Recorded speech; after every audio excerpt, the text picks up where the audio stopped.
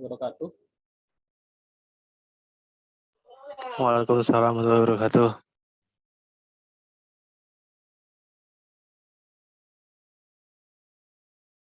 Oke, alhamdulillah di malam hari ini kita bisa ketemu lagi di mata kuliah konsep sistem informasi pertemuan ke-10.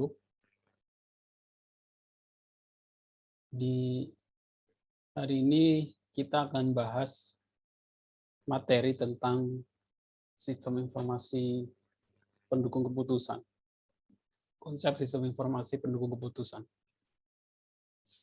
Manajerial ini tambahan saja ya, maksudnya konsepnya di sasaran manajerial. Kalau implementasinya nanti ya bisa di mana saja, nggak harus di manajerial ya. Implementasi SPK, sistem pendukung keputusan ya bisa di mana saja, di sekolahan, di data apapun, di toko, di retail gitu maksudnya, bisa di mana saja.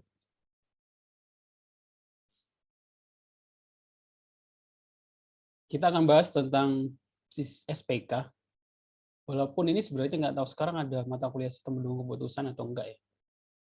Ya mungkin nanti saya tambahkan sistem pendukung keputusan itu bagaimana teknisnya, metode yang digunakan itu apa saja, gunanya apa, mungkin di materi selanjutnya ya. Kalau ini pengenalannya dulu saja. Sistem informasi pendukung keputusan dari sisi manajerial. Apa saja yang akan kita pelajari hari ini? Apa namanya? Materi-materinya, bagan-bagannya, mind map-nya ya. Saya sampai lupa.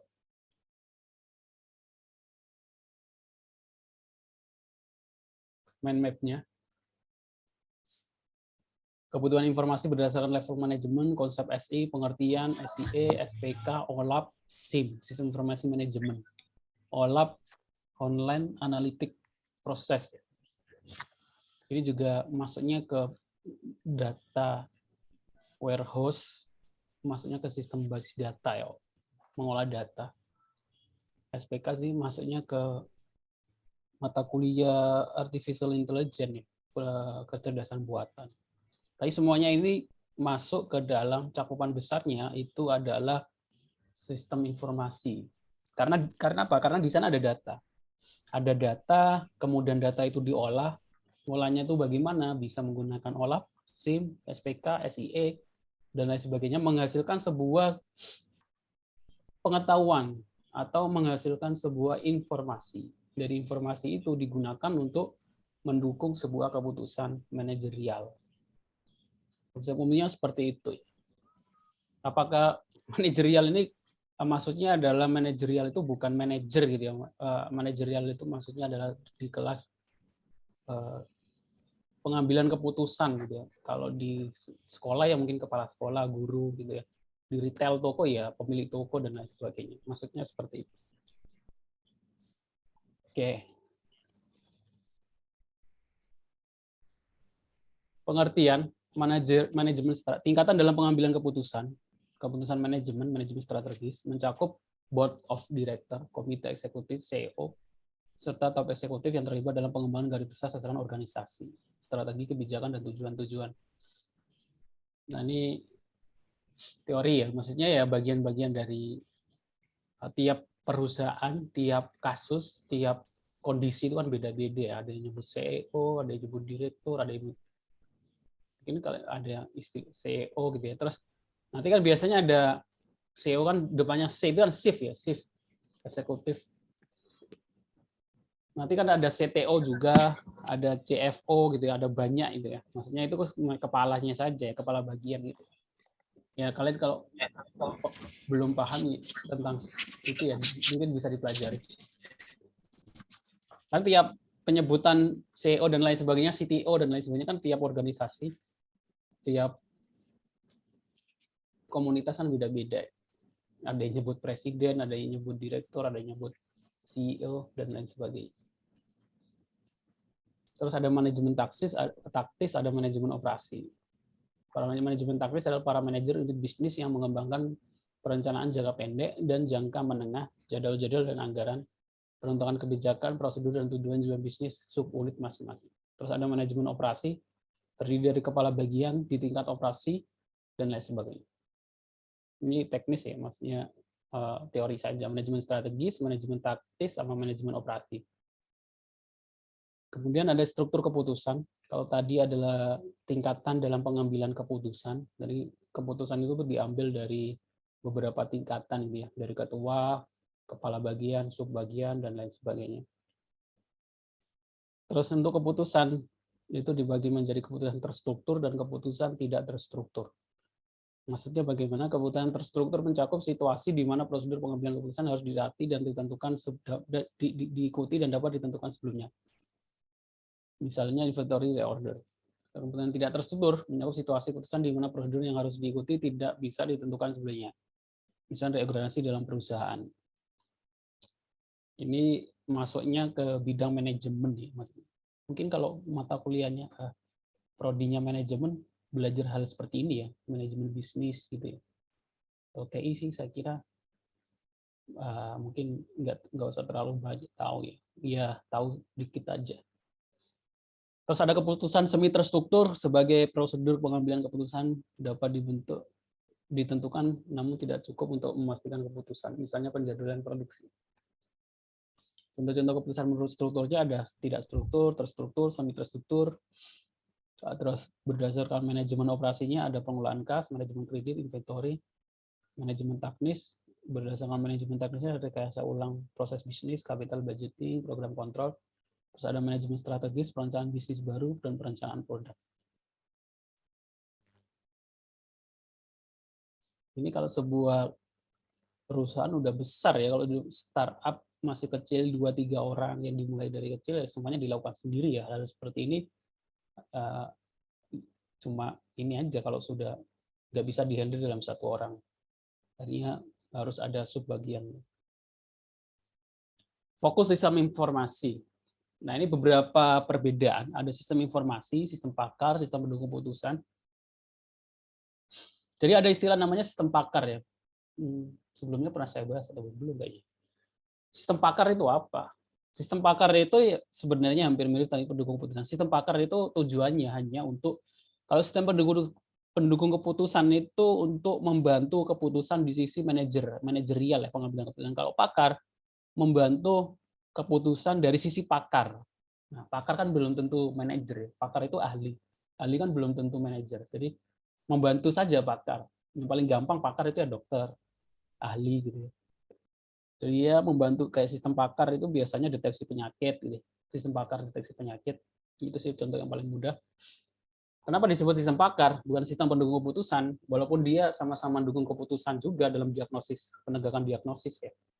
Ya karena dia membantu pakar, pakarnya di situ dokter. Nanti pengujiannya biasanya kalau skripsinya tentang sistem pakar, pengujiannya nanti dibandingkan hasil oleh aplikasi itu ini, nanti diserahkan oleh pakar. Nanti pakar menilai hasil aplikasi ini yang benar mana, ada yang salah mana, yang benar berapa persen, yang salah berapa persen.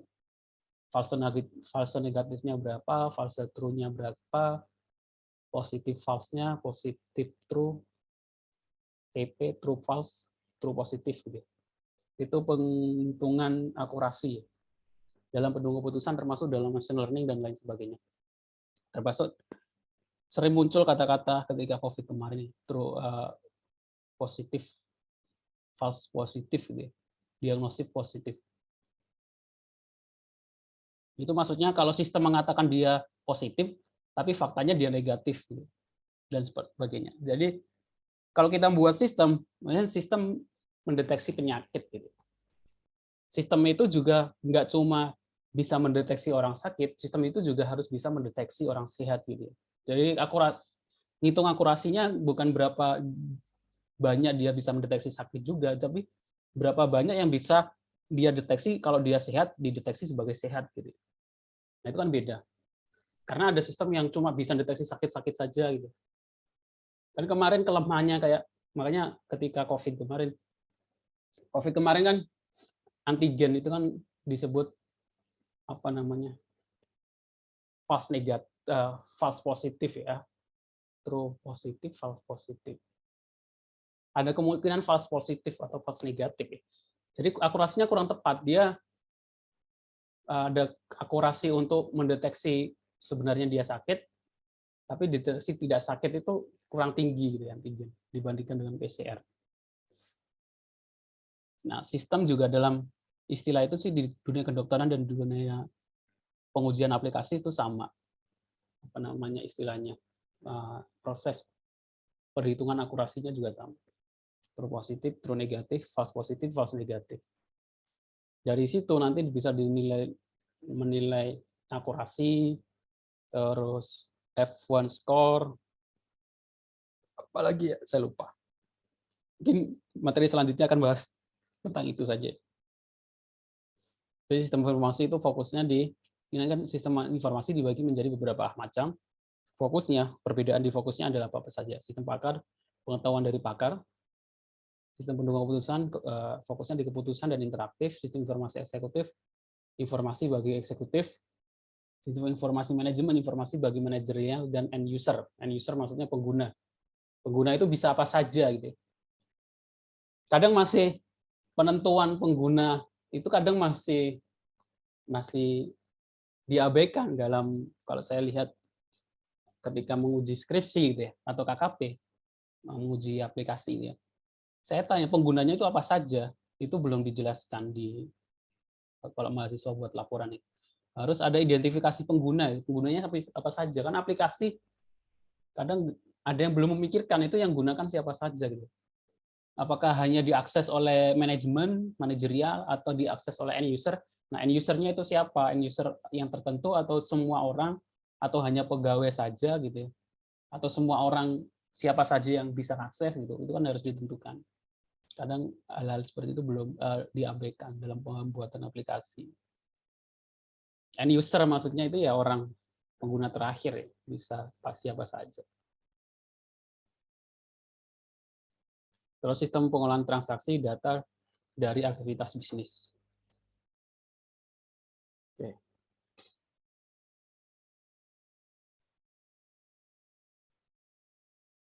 Bagaimana mengukur sebuah kualitas informasi? Kalau idealnya, ya pasti ada standarisasi ya. Termasuk juga dalam keamanan perangkat lunak kan ada ISO. Ya, saya lupa ISO berapa ya keamanan informasi yang sering dibahas kalau ada berita kebocoran data. Nah, kualitas informasi harusnya juga ada standarisasi ISO-nya. Nah, itu dibagi menjadi beberapa dimensi atau dibagi menjadi beberapa bagian. Ada dimensi waktu, bagian waktu ada dimensi isi, terus yang ketiga dimensi bentuk. Dari dimensi-dimensi itu nanti terjadi beberapa faktor ya. Ada kalau dimensi waktunya timeline tepat waktunya, atau currency-nya up to date atau enggak, frekuensinya dikit atau banyak, periodenya. Terus kalau dimensi isi ada akurasi, relevansi, completeness, konsistensi, performance. Terus kalau dimensi bentuk ada jelas, clarity, detail, order, presentasi, dan media. Ini kalau kualitas informasi. Terus bagaimana menghitung kualitas perangkat lunak? Harusnya ada mata kuliah manajemen perangkat lunak. Pengujian perangkat lunak itu yang salah satu mata kuliah yang bahas tentang bagaimana mengukur kualitas perangkat lunak. Nanti biasanya ada seperti ini juga, akurasi, keamanan, frekuensi, konsistensi, performance, dan lain sebagainya. Di dunia sistem informasi juga sama, harusnya sama. Sekarang, ketika nanti skripsi, itu juga ada bagian pengujiannya. Kalau yang nanti ujian akhir, skripsi itu ada 5 bab ya. Ada bab 1, dari sekarang sih saya sarankan untuk baca-baca skripsi, penelitian gitu ya. Biar nanti ketika udah semester 7, semester 8 nggak bingung mau ngerjakan apa gitu, apa yang harus dibuat gitu. Jangan sampai seperti itu, terkendala kelulusan hanya karena skripsi. Harusnya dari sekarang sih. Konsultasikan ke dosen, tanya-tanya. Kalau belum menemukan topik, saran saya, apa yang harus dilakukan? Cari yang paling disukai. TI atau informatika kan sangat luas cakupannya. Ada basis data, keamanan, security, image processing, database, data science, kecerdasan buatan, animasi, pembuatan game. Nah, kalian itu sukanya di mana gitu aja, sukanya di mana. Tentukan dulu kalian itu sukanya di mana. Kalau sudah tahu sukanya bagian apa, setelah itu ya baru fokus di sana, misalnya di database. Database itu cakupan database penelitiannya tentang apa saja, dipelajari, cari jurnal atau skripsi tentang database, cari di Google Scholar gitu. Oh, metode apa yang dikerjakan apa sih? Orang lain kalau skripsi tentang database yang dikerjakan apa sih? Langkah-langkahnya bagaimana? Kalau ada metode perhitungan apa saja yang dikerjakan. Jadi nanti ketika skripsi, kalau S1 sih harusnya mudah ya. S1 itu cuma implementasi metode. Kalau enggak ya beda studi kasus gitu. Seumpama ada penelitian peramalan stok barang di PT ABC gitu. Sekarang udah nggak bisa ABC, harus PT bla bla bla dengan metode moving average gitu. Nah, kalian tinggal ganti nama PT-nya itu sudah bukan plagiat ya. Dia di PT di sebuah kabupaten di Jawa Timur. Nah, kita ganti PT-nya ini di mana gitu ya. Kalau enggak, ini peramalan stok barang. Kita ganti barangnya. Metodenya tetap moving average. Kita ganti, kalau ini kita ganti, ini peramalan barang, kita ganti peramalan stok buku atau peramalan beras dan lain sebagainya. Itu saja. Cuma boleh ngambil penelitian lain, cuma beda studi kasus, beda tempat, itu boleh. Kalau nggak beda metode, boleh. Kalau metodenya sudah banyak yang pakai, tambahkan perbandingan metode A sama metode B, itu mana yang lebih baik, seperti itu. Nah, dalam skripsi itu ada 5 bab ya, 1, 2, 3, 4, 5. Ingat-ingat. Bab 1 itu pendahuluan, latar belakang, ini sih harus harus kuat gitu ya. Nanti pertanyaan, kenapa kamu buat ini? Itu kalian harus jelaskan di bab 1. Kenapa saya harus buat ini? Dijelaskan di bab 1. Alasannya apa gitu. Kenapa nggak ngerjakan yang lain? Itu semuanya di latar belakang atau pendahuluan bab 1. Di bab 2 itu landasan teori. Landasan teori itu ya teori-teori terkait tentang materi kita. Kalau kita buat tentang pembuatan game gitu ya, gamenya menggunakan apa gitu ya, dijelaskan di sini game itu apa saja, aplikasi yang digunakan apa saja, termasuk penelitian terdahulu yang terkait ya, penelitian yang terkait tentang ini apa saja. Itu di bab 2. Nah, di bab 3 perancangan. Di bab 3 itu perancangan. Kalian mau merancang aplikasinya itu udah bagaimana, kalau aplikasi ya desain database-nya, flowchart-nya, UML-nya, desain perancangan user interface-nya di bab 3. Di bab 4 pengujian dan implementasi dan pengujian. Nah, ini pengujian itu kalau kalian buat aplikasi sistem informasi ya dicek boleh menggunakan berbagai macam metode pengujian gitu. Nanti hasilnya kalau machine learning atau deteksi ya akurasinya berapa persen pengujian, dan implementasi baru nanti pengujian di sini. Metode pengujiannya apa saja. Bab 5 kesimpulan, ya udah itu saja sih. Hasil kesimpulannya menarik atau akurat berapa persen itu. Terus saran-saran untuk penelitian selanjutnya apa? Udah itu. Saya kira cukup mudah. Itu saja. Jadi kalau latar belakangnya udah ketemu, landasan teori tinggal buat, penelitian terdahulu, merancang, implementasi, DOG, laporan, sudah selesai. Kesimpulan. Harusnya jangan sampai jadi kendala. Sistem informasi manajemen, pengertian. Sistem informasi manajemen atau manajemen information system adalah suatu sistem informasi pendukung manajemen yang menyediakan berbagai laporan, display. Itu sama seperti pembuatan dashboard di UTS itu ya. Nah, itu kan intinya adalah sistem informasi manajemen itu mengumpulkan semua data di dalam sebuah institusi, terus kita tampilkan, kita jadikan, kita display menjadi sebuah pengetahuan yang digunakan untuk mendukung manajemen gitu. Dalam manajemen sebuah entitas. Untuk laporan manajemen, laporan periodik terjadwal, laporan ini bagian dari pembuatan dashboard ya, quick response, fast reporting. Jadi laporan itu jangan cuma laporan semuanya stok barang gitu ya. Laporan stok barang dilaporkan stok barang yang ada, stok barang yang habis.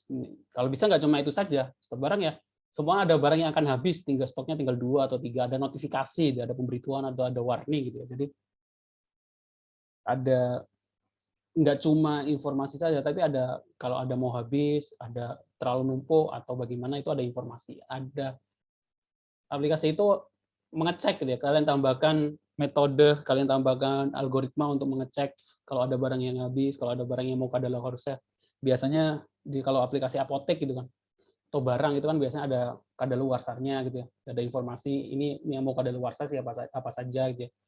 Yang kadaluarsa harusnya dikeluarkan dulu gitu ya. Karena mau kadaluarsa, maksudnya jangan sampai ketika kadaluarsa masih ada di gudang. Terus kalau juga ada tambahan peramalan juga. Kalau bulan lalu kita ngorder sekian habis, harusnya bulan depan kita tambahkan berapa gitu biar nggak kehabisan gitu. Ada algoritma peramalannya juga. Jadi nggak cuma perampilan. Seperti itu. Caranya bagaimana? Yaitu teknis. Banyak metode yang bisa digunakan. Ya tadi kalau peramalan itu ada metode moving average, exponential smoothing, ada banyak. Kalau sistem pendukung putusan ada metode MDMM dan lain sebagainya. Gambaran umum model sistem informasi manajemen ada manajer, ada informasi, aplikasi, DBMS, basis data. Ya, saya kira cukup jelas. Terus ada online analytical processing.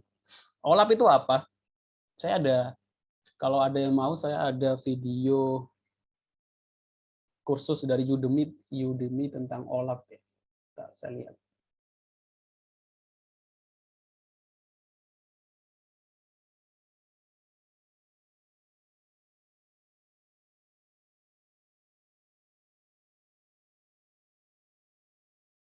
Saya ada kumpulan tutorial ini. Totalnya 19 GB. Kalau ada yang mau ngopi, silakan ya, tempat saya. Di sini ada OLAP kalau nggak salah. Ini ada OLAP, ETL, using pattern from SQL to BigQuery. Ntar OLAP-nya mana?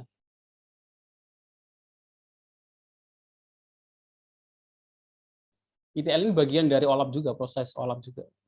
Harusnya ada OLAP. Kalau ada yang mau ini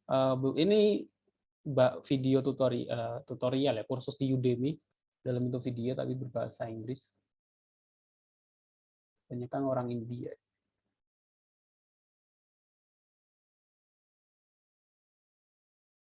Isinya ETL isinya.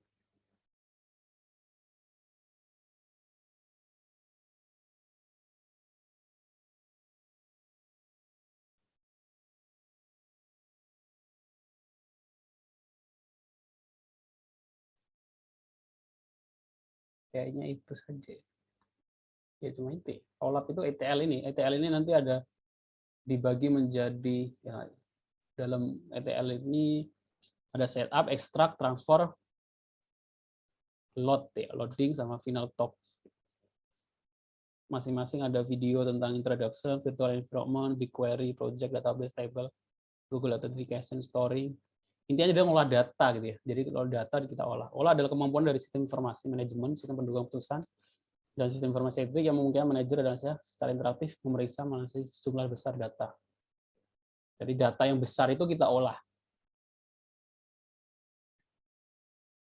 Kemampuan olah, consolidating, drill down, slicing, dan tracing. Nah, bagian salah satu OLAP itu ya kayak kemarin gitu ya, apa namanya, bersihin data itu dari proses OLAP juga sebenarnya. Model OLAP. Jadi ini middle server, OLAP server, basis data organisasi, basis data multidimensi. Maksudnya basis data multidimensi itu, jadi OLAP ini nanti dia nerima data dalam bentuk apapun ya. Maksudnya ada yang data dari kertas gitu ya, nanti ditaruh di Excel, ada yang data dari SQL, ada yang data dari Excel, ada SQL, ada yang data dari Oracle. Jadi dari berbagai macam bentuk dijadiin satu. Dengan proses OLAP akhirnya menjadi data sesuai dengan keinginan kita, mau yang diambil itu data apa, prosesnya data apa yang akan kita gunakan untuk pengambilan keputusan. Biasanya dalam bentuk dashboard, Itu berarti pendukung hampir keputusan sama dan lain seperti sebagainya. data mining apa ya? Ya, suaranya kencang. Suaranya pelan. Iya, data mining. Maksudnya ke data mining. Data mining itu kan secara bahasa data mining. Mining itu kan menambang gitu ya, menambang data. Jadi Menambang, ya. menambang data. Yang ditambang apa? Yang ditambang pengetahuan secara bahasa pengetahuan. Ya maksudnya ke data mining, nggak tahu ada mata kuliah data mining atau enggak. Data mining, data science, data warehouse. Jadi OLAP itu berbagai macam data kita ubah. Jadi data kan kalau datanya udah dalam bentuk relasional itu kan udah jelas gitu ya. Tapi kan ada data yang nggak relasional gitu. Ada cuma data saja. Banyak kan sudah. Jadi ada data, semuanya data nama produk gitu. Udah ada data nama produk banyak gitu. Jadi kita biasanya OLAP itu ya proses bagi per abjad, terus nanti bagi per ukuran atau bentuk gitu ya. Kan data itu biasanya ada informasinya, ini data nama, asal, nama perusahaan, itu nanti diolah berdasarkan abjad atau apa dan lain sebagainya.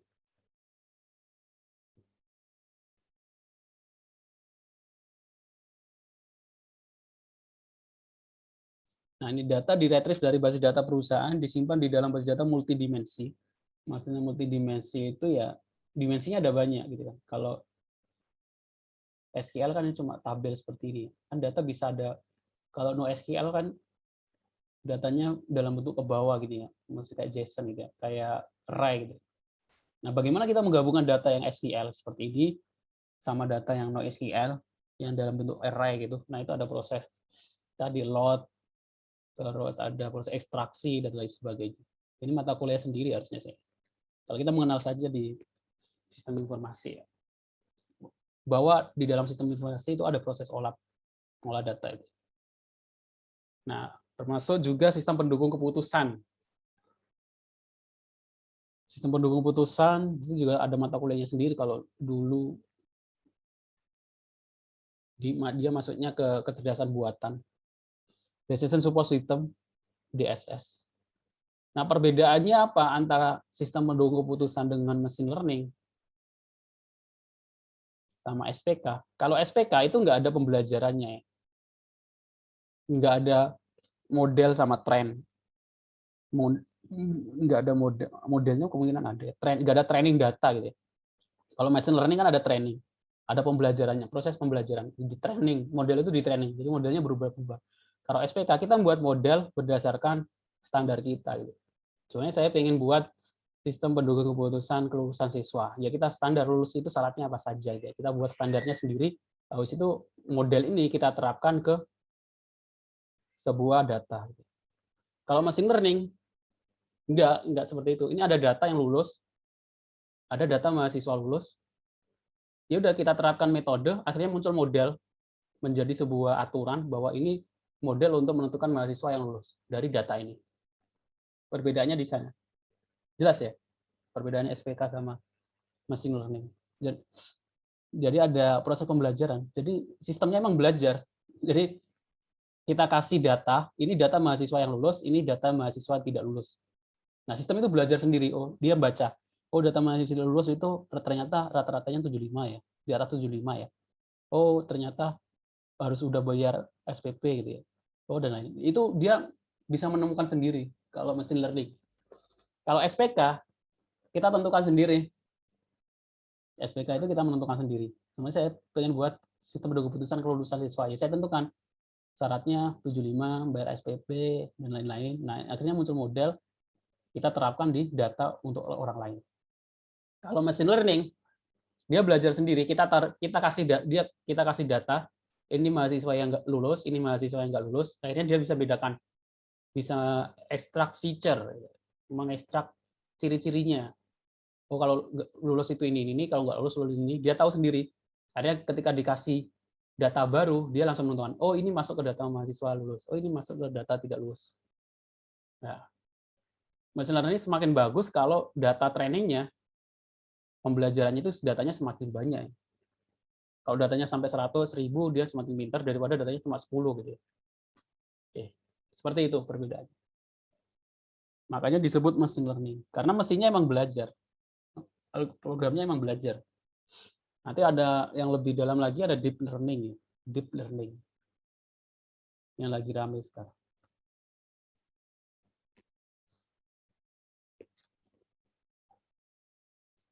Terus menyediakan dukungan informasi interaktif bagi para manajer dan proses sistem. SPK menggunakan model-model analitik basis data khusus, buah pikiran manajemen sendiri. Nah, ini maksudnya buah pikiran manajer sendiri. Jadi parameter-parameternya itu kita tentukan dalam SPK. Proses modeling interaktif. Contoh aplikasi SPK, DSS. Nah, kalau untuk contoh aplikasi SPK, bagaimana? Biar lebih mudah kita buka di Google Scholar ya. Jadi kalau kalian pengen mencari referensi, saya pengen tahu penelitian terkait tentang game gitu ya, tentang blockchain, metaverse dan lain sebagainya.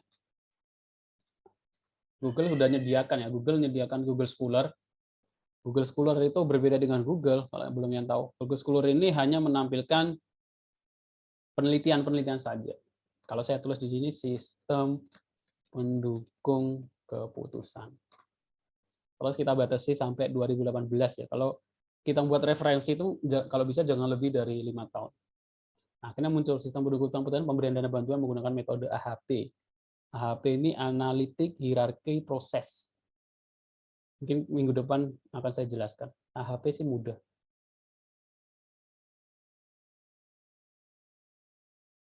Sistem pendukung keputusan kelayakan terbang.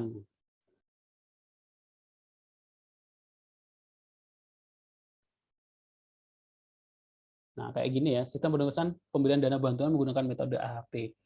Kalau kita saya tertarik membuat SPK, skripsi SPK menggunakan AHP, tapi sudah ada dana bantuan ya, kita tinggal ganti. Yang kita bisa lakukan adalah, biar nggak disebut plagiat, yang kita bisa lakukan adalah ganti metodenya, kalau nggak ganti studi kasusnya. Kalau di sini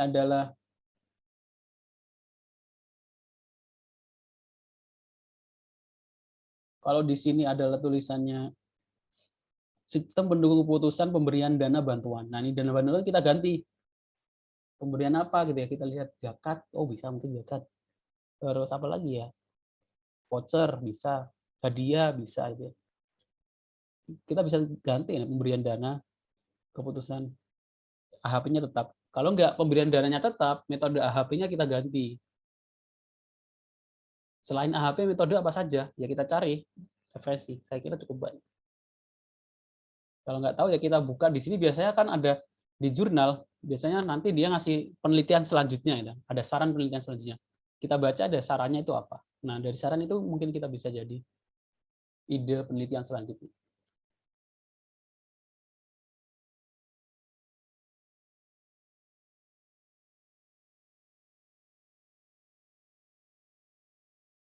Nah, dia buat aplikasi masuk sistem, halaman utama, ya, termasuk sistem informasi ya, penentu keputusan ini perhitungannya.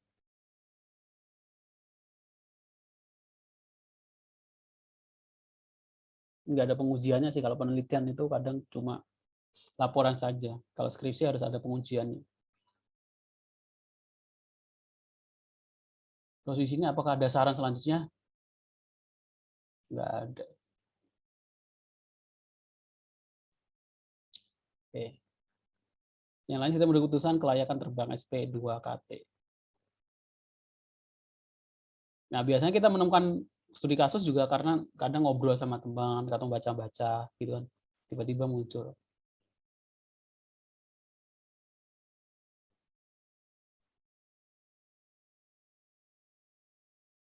Kayak ini kan dia harus ngobrol sama orang penerbangan ya. Untuk kelayakan terbang itu parameternya apa saja. Kan kita ngobrol sama. Nah, itu perhitungan pengujian, tahun produksi pesawat. Kayak ini kan pengetahuan ini kan kita harus tahu, otomatis harus nanya. Kalau nggak punya teman yang jurusan penerbangan atau apa gitu ya. Ini ada flowchart-nya ya.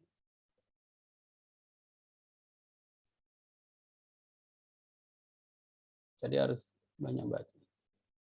Ini kalau dilihat menggunakan Java ya.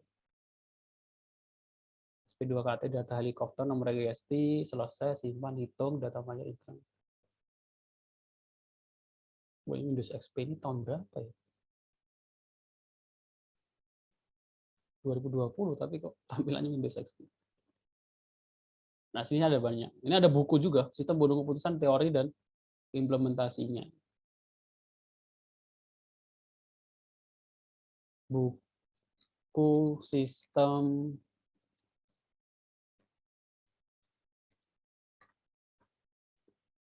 Yang kalau mau belajar lebih detail SPK ya cari beli bukunya. Yang paling saya rekomendasikan yang dibuat oleh dosen saya dulu ketika di UI.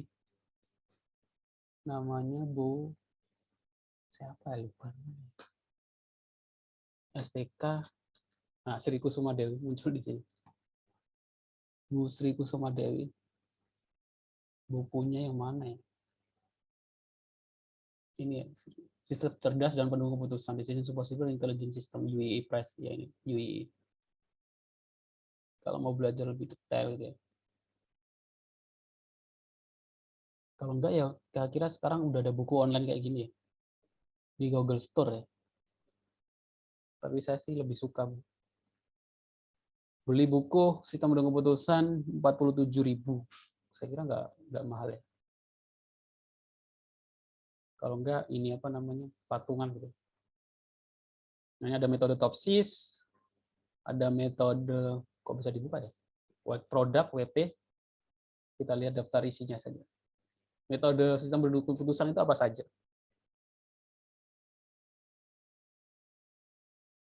Ini buku tahun berapa?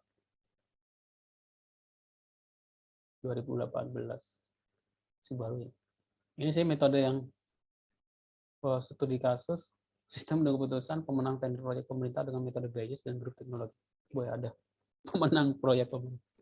Nah, ini ada banyak metode multifaktor evaluation process. Metodenya kan berkembang terus ya. Ada metode SMART, metode simple editing. Jadi kalau ada yang nanya saya skripsi, kadang kemarin ada yang datang ke saya bimbingan gitu, saya kasih metode, Pak, tapi saya nggak belajar, belum pernah belajar metode ini. Ya belajar ketika skripsi gitu ya. Karena kalau belajar semua metode ketika mata kuliah ya nggak cukup, karena metode SPK itu ada banyak banget gitu. Jadi belum belajarannya ya dasarannya apa? Dasarannya ya bahasa pemrograman dasar, operasi aritmatika, array dan lain sebagainya. Kalau sudah paham itu mau metode apapun saya kira cukup mudah. Tinggal diimplementasikan di program. Kadang ada sangat nggak paham matematika gitu. Memang kalau lihat metode terus lihat rumusnya ini akan susah dipahami ya. Tapi ini sebenarnya ini aja langsung ke contoh gitu aja. Mengetahui rumus kayak gini gitu kan lebih susah. Tapi enak, lebih mudah kalau langsung ke contoh. Kalau sudah terbiasa baca rumus kayak gini sih nggak apa-apa. Tapi kadang ada tipe-tipe mahasiswa yang kalau udah ketemu rumus langsung pusing ya, maksudnya langsung nyerah gitu. Padahal kalau saya sih abaikan saja rumusnya gitu. Langsung ke contoh soal dan penyelesaiannya. Langsung contohnya, pada bagian marketing di perusahaan yang bergerak di bidang perangkat teknologi informasi, mengembangkan pangsa pasar di berbagai daerah. Adapun teknologi yang sedang dianalisis handphone, ada 3 handphone yang akan dianalisis. Berikan alat tabel properti handphone. Jadi ini penentuan handphone, harga, kamera, memori, berat, keunikan. Nanti dibobot. Produk itu pembobotan. Harga itu bobotnya berapa. Nah, ini yang menentukan bobotnya siapa? Ini subjektif penelitinya. Terus penilaian dari sisi alternatif HP1, HP2, HP3 ini juga nilainya kita sendiri. Bedanya sama machine learning kan machine learning yang menentukan, kalau ini kita sendiri yang menentukan. HP1 itu nilainya berapa, HP2 nilainya berapa. Terus dihitung 80 kali bobot kali bobot. Kalau akhirnya muncul nilai bobot, nilai akhir. Nah, yang paling tinggi kalau sini ranking 1 HP3 akhirnya terpilih. Dia yang dijadikan di antara 3 HP ini dengan metode white product, ternyata yang paling bagus adalah HP nomor 3. Seperti itu. Nah, ini kan perhitungannya. Terus diimplementasikan di program. Entah itu bahasa pemrograman web, Java, dan lain sebagainya. Oke.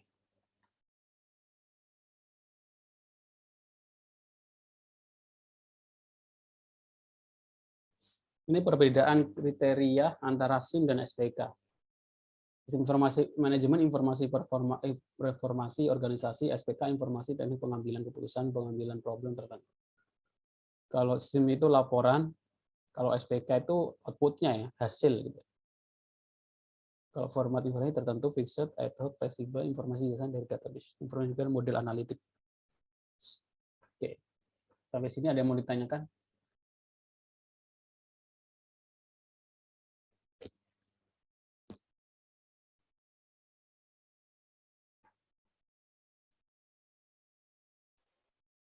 Halo Pak, Ya. bertanya Pak. Suara saya jelas Pak. Suaranya nggak Teknisnya, Pak. kedengaran. Kurang kencang. Apa kurang dekat sama mikrofon? Halo, Ya. halo. Ya, ya. Iya Pak, terkait yang bab di skripsi itu Pak. Ya. Nah itu kan sampai 5 ya Pak. Bab 5 Nah ya. kan ketika di KP itu kan kita cuma sampai 4. Nah untuk yang bab keempat di skripsi itu kan pengujian. Ya. Karena di teknik informatika ini kan kita mempelajari algoritma Pak, dan sangat sulit bagi kami gitu kan.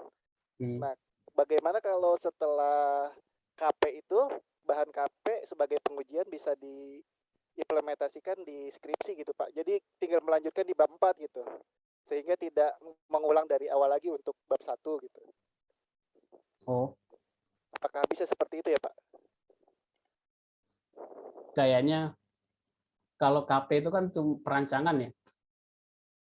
Kalau KP itu kan perancangan. Jadi dari awal bab 1, apa namanya, yang mau dijawab itu hanya untuk menghasilkan sebuah rancangan. Nggak bisa sih, bab satunya harus berubah. Kalau nanti skripsi kan implementasi. Bab satunya nanti pertanyaannya, latar belakang bab satunya itu pendahuluan ada bagaimana membuat sistem untuk itu gitu ya. Jadi beda. Walaupun nanti landasan teori kemungkinan sama, landasan teori sama, cuma nanti kalau skripsi ada penelitian terdahulu. Kalau KP nggak perlu ada penelitian terdahulu. Terus bab 3-nya kemungkinan sama. Nanti bab 4-nya baru ada implementasi dan pengujian. Terus bab 5. Kalau KP kan sampai bab 4 saja. Kesimpulannya di bab 4. Seperti itu sih. Boleh saja ketika dilanjutkan hasil KP, tapi kalau laporannya sih saya kira harus mulai dari awal. Mungkin ada beberapa yang tetap sama gitu ya. Kalau ada studi kasus di suatu tempat, sejarah, terus alasan, itu mungkin sama. Tapi yang mau dijawab di penelitian di skripsi kan beda. Yang mau dijawab itu kan apakah sistem kita itu bisa diimplementasikan di tempat itu, pengujiannya bagaimana, menghasilkan apa gitu ya. Kalau di KP kan saya lihat cuma hanya perancangan saja gitu ya, merancang, mendesain gitu kan. Terus kesimpulannya kan diharapkan rancangan itu nanti itu. Kesimpulannya kan kalau KP itu diharapkan, ada kata diharapkannya karena belum dibuat. Tapi kalau skripsi udah nggak diharapkan lagi, hasilnya apa gitu ya. Kekurangannya di mana, kelebihannya di mana, evaluasinya apa, saran untuk penelitian selanjutnya apa. Terus kalau bisa ditambahkan metode algoritmanya kayak tadi gitu ya. Saya buat dashboard gitu ya. Ya kalau bisa ditambahkan algoritma atau metode pendukung keputusan, entah itu peramalan atau notifikasi dan lain sebagainya. Seperti itu ya. Oh iya, baik Pak. Terima kasih Pak informasi. Ya. Oke, yang lain mungkin ada yang mau ditanyakan. Kalau saya sih, kalau saran saya, KP sama skripsi itu dua hal yang berbeda, terus dua-duanya buat sistem. Kalau saran saya seperti itu. Kenapa? Supaya kita punya portofolio lebih banyak gitu ya. Kalau emang pengen fokus di bidang perangkat lunak, dari ketika nanti selesai lulus, ditanya pernah buat apa, apa yang pernah dikerjakan, kalian bisa cerita dua hal gitu ya.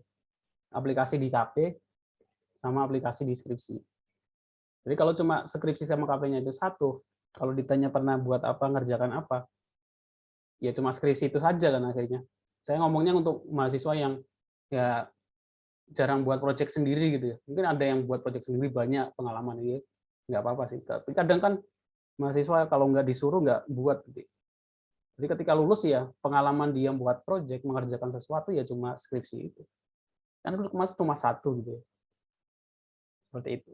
Apalagi kalau KP ngerjakan project, buat aplikasi, buat sistem, skripsi buat sistem, di mata kuliah lain juga buat sistem, pengalamannya lebih banyak. Pernah buat apa saja lebih banyak.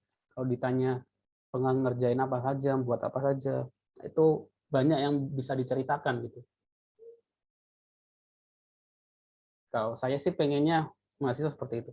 Makanya kalau mata kuliah saya, kalau ini kan konsep teori gitu ya, jadi nggak ada project. Kalau mata kuliah saya yang lain kan harus ada buat project gitu. Ketika UAS itu ada project, ada program yang dipresentasikan, dibuat, kalau bisa ditaruh di GitHub, jadikan portofolio. Kalau punya blog ya diceritakan di blog buat apa gitu. Jadi di mata kuliah ini saya membuat sistem ini gitu. Karena sejarah-sejarahnya itu kan beberapa aplikasi sistem itu bukan tugas akhir ya, jadi tugas mata kuliah. Kayak Facebook itu tugas mata kuliah gitu. Bukan tugas akhir. Facebook itu tugas mata kuliah. Terus kayak Kaskus dulu-dulu itu juga tugas mata kuliah. Jadi itu kalau mungkin tugas mata kuliah di tempat lain ya buat project. Dan project itu dibuat sungguh-sungguh, diimplementasikan, dipakai orang banyak dan berhasil. Seperti itu sih. Oke, ada lagi yang mau ditanyakan?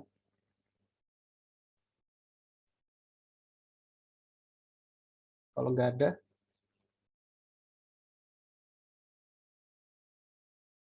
saya cukupkan perkuliahan kita hari ini. Mungkin minggu depan saya akan bahas algoritma tentang tadi, baik produk, AHP, TOPSIS. Saya sih masih ingat sih, walaupun nggak pernah. Kalau perhitungannya sama materinya masih ingat, walaupun nggak pernah buat. Maksudnya nggak pernah diimplementasikan. Kalau kalian mungkin nanti skripsinya pengen tentang itu, ya silakan. Nanti minggu depan kita bahas metode algoritma tentang sistem pendukung keputusan. Oke, terima kasih untuk yang sudah datang. Saya mohon maaf kalau ada salah-salah kata, saya akhiri. Assalamualaikum warahmatullahi wabarakatuh. Waalaikumsalam warahmatullahi wabarakatuh. Makasih, Pak. Ya.